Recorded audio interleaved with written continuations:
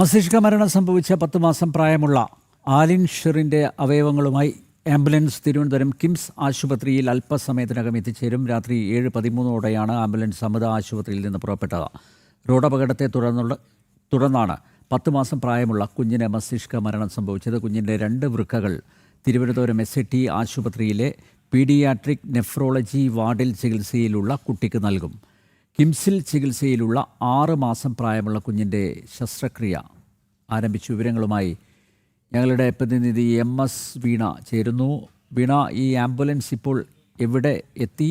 ശസ്ത്രക്രിയ ആരംഭിച്ചു, ആ പിഞ്ചു കുഞ്ഞിൻ്റെ ശസ്ത്രക്രിയ ആരംഭിച്ചു എന്നാണ് മനസ്സിലാക്കുന്നത്. മറ്റ് വിശദാംശങ്ങൾ?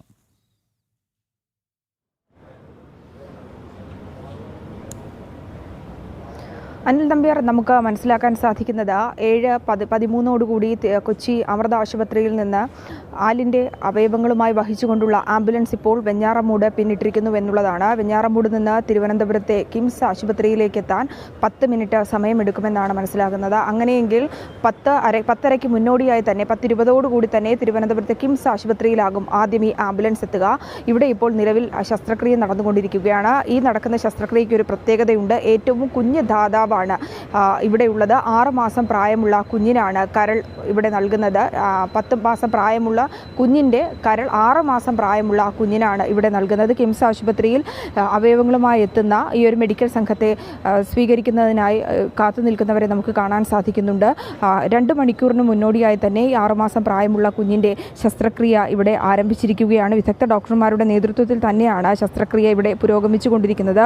ഡോക്ടർ ഷിറാസ്, ഡോക്ടർ ഷബീർ അലി എന്നിവരുടെ നേതൃത്വത്തിലാണ് ഇവിടെ ശസ്ത്രക്രിയ നടക്കുന്നത്. അനസ്തേഷ്യസ്റ്റുമാരായ ഡോക്ടർ ഹാഷിർ, ഡോക്ടർ പ്രിജിത്ത എന്നിവരുടെ നേതൃത്വത്തിലാണ് അവർ നിരീക്ഷിക്കുന്നുണ്ട്. ഈ ഡോക്ടർമാരടങ്ങുന്ന സംഘമാണ് ഇവിടെ ശസ്ത്രക്രിയയ്ക്ക് നേതൃത്വം കൊടുത്തുകൊണ്ടിരിക്കുന്നത്. 7:13 ഇവിടെ ശസ്ത്രക്രിയ ആരംഭിച്ചു എന്നാണ് കിംസ് ആശുപത്രിയിലെ അധികൃതർ നമ്മളോട് വ്യക്തമാക്കിയിരിക്കുന്നത്. തുടർന്ന് ഈ ആംബുലൻസ് ഇവിടെ എത്തി കരൾ ഈ കിംസ് ആശുപത്രിയിലേക്ക് നൽകിയതിനു ശേഷം മറ്റ് അവയവങ്ങൾ, അതായത് 2 കിഡ്നികൾ നൽകുന്നത് മെഡിക്കൽ കോളേജ് ആശുപത്രിയിലാണ്. തിരുവനന്തപുരം മെഡിക്കൽ കോളേജ് ആശുപത്രിയിലെ സൂപ്പർ സ്പെഷ്യാലിറ്റി ബ്ലോക്കിലെ അവിടെ നെഫ്രോളജിസ്റ്റ് ബ്ലോക്കിലെ, അതായത് പീഡിയാട്രിക് നെഫ്രോളജിസ്റ്റ് വാർഡിൽ ചികിത്സയിൽ കഴിയുന്ന 10 വയസ്സുള്ള കുട്ടിക്കാണ് 2 വൃക്കകൾ നൽകുന്നത്. 6 മാസക്കാലമായി ഈ ഒരു കുഞ്ഞ് ഡയാലിസിസിന് വിധേയമായിക്കൊണ്ടിരിക്കുകയാണ്. കുഞ്ഞിന് ഗുരുതരമായിട്ടുള്ള വൃക്ക സംബന്ധമായ അസുഖങ്ങളാണുള്ളത്. ആ കുഞ്ഞ് ആലിൻ്റെ 2 വൃക്കകൾ നൽകുന്നത്. ഹൃദയ വാൾവ് നൽകുന്നത് ശ്രീചിത്ര ആശുപത്രിയിലാണ്. നേത്രപടലങ്ങൾ അമൃത ആശുപത്രിയിൽ നൽകി അത് നേത്ര ബാങ്കിലേക്ക് കൈമാറുമെന്നാണ് നമുക്ക് മനസ്സിലാക്കാൻ സാധിക്കുന്നത്. ഇക്കഴിഞ്ഞ ഫെബ്രുവരി 5-നാണ് ആലിൻ കുടുംബാംഗങ്ങളോടൊപ്പം സഞ്ചരിച്ചിരുന്ന വാഹനത്തിന് അപകടം പറ്റുന്നത്. പത്തനംതിട്ട മല്ലപ്പള്ളി സ്വദേശിയായ അരുൺ ഷെറിൻ എന്നീ ദമ്പതികളുടെ കുഞ്ഞാണ്. 10 മാസം മാത്രം പ്രായമുള്ള കുഞ്ഞാണ്. അവർക്ക് കുടുംബാംഗങ്ങളെ സംബന്ധിച്ചിടത്തോളം, മാതാപിതാക്കളെ സംബന്ധിച്ചിടത്തോളം ഹൃദയഭേദകമായ നിമിഷത്തിലൂടെ കടന്നു പോകുമ്പോഴും അവയവദാനം എന്ന മഹത്തരമായിട്ടുള്ള കർമ്മത്തിന് അവർ തയ്യാറെടുക്കുകയായിരുന്നു. കുഞ്ഞിൻ്റെ ജീവിതത്തിലേക്ക് മടക്കി കൊണ്ടുവരാൻ ഡോക്ടർമാർ അഹോരാത്രം പ്രയത്നിച്ചുവെങ്കിൽ പോലും അത് വിഫലമായ സാഹചര്യത്തിലാണ് അവയവദാനത്തെക്കുറിച്ചുള്ള കാര്യങ്ങൾ ഡോക്ടർമാർ ഉറ്റവരോട് പറയുന്നത്. തുടർന്ന് ആ ഒരു തീരാ നോവിലും അവർ അത്തരത്തിലുള്ളൊരു തീരുമാനത്തിലേക്ക് എടുക്കുകയായിരുന്നു. ഈ ഭൂമിയിലേക്ക് വന്നിട്ട് 10 മാസം മാത്രമേ ആകുന്നുള്ളൂ. ഇവിടുത്തെ കാഴ്ചകൾ കണ്ടു തീർന്നില്ല. പക്ഷേ കുടുംബം ആ ഒരു ദുഃഖത്തിൽ പോലും ആ കുഞ്ഞ് മറ്റുള്ളവർക്ക് ജീവനേകണം. 5 പേർക്കാണ് പുതുജീവനേകുന്നത്. ആ 5 പേർക്ക് പുതുജീവനേകുമ്പോൾ 5 കുടുംബങ്ങൾ കൂടി സന്തോഷം പകരുകയാണ് ആലിൻ. അത്തരത്തിൽ ഈ ലോകത്തെ കാഴ്ചകൾ കാണുവാൻ ആലിന് വീണ്ടും അവസരം ഒരുക്കുകയാണ് കുടുംബാംഗങ്ങൾ എന്നുള്ളതാണ്. ഫെബ്രുവരി 5-ന് അപകടം സംഭവിക്കുന്നു. കുഞ്ഞിൻ്റെ അമ്മയുടെ മാതാവിനും സാരമായി പരിക്കേറ്റു. ഈ അപകടത്തിൽ ഗുരുതരമായി പരിക്കേറ്റത് ആലിനായിരുന്നു. തുടർന്ന് വിവിധ ആശുപത്രികളിൽ ചികിത്സയ്ക്കായി എത്തിച്ചുവെങ്കിലും തുടർന്ന് അമൃത ആശുപത്രിയിൽ വിദഗ്ധ ചികിത്സയ്ക്കായി എത്തിച്ചു. മസ്തിഷ്ക മരണം സംഭവിക്കുകയായിരുന്നു. തുടർന്നാണ് ഈ ഒരു അവയവദാനത്തെക്കുറിച്ചുള്ള കാര്യങ്ങൾ ഡോക്ടർമാർ പങ്കുവയ്ക്കുകയും മാതാപിതാക്കൾ അവയവദാനത്തിന് സമ്മതം അറിയിക്കുകയും ചെയ്തതിനെ തുടർന്ന് ഇന്ന് വൈകിട്ടോടുകൂടി ഇതുമായി ബന്ധപ്പെട്ടുള്ള ശസ്ത്രക്രിയ ആരംഭിക്കുകയും ദാതാക്കളെ കണ്ടെത്തുകയും ചെയ്തതിനെ തുടർന്ന് ആ അവയവങ്ങളുമായിട്ടുള്ള ആംബുലൻസ് പുറപ്പെട്ടിരിക്കുന്നത്. 7:13 കൂടിയാണ് അമൃത ആശുപത്രിയിൽ നിന്ന് ആംബുലൻസ് പുറപ്പെട്ടത്. കൃത്യസമയത്ത് തന്നെ ആംബുലൻസ് ഇവിടെ എത്തുമെന്നാണ് നമുക്ക് മനസ്സിലാക്കാൻ സാധിക്കുന്നത്. റോഡുകളിലൊക്കെ ഇതുമായി ബന്ധപ്പെട്ട് കർശനമായിട്ടുള്ള നിർദ്ദേശങ്ങൾ പൊതുജനങ്ങൾക്ക് നൽകിയിട്ടുണ്ട്, മുന്നറിയിപ്പുകൾ നൽകിയിട്ടുണ്ട്.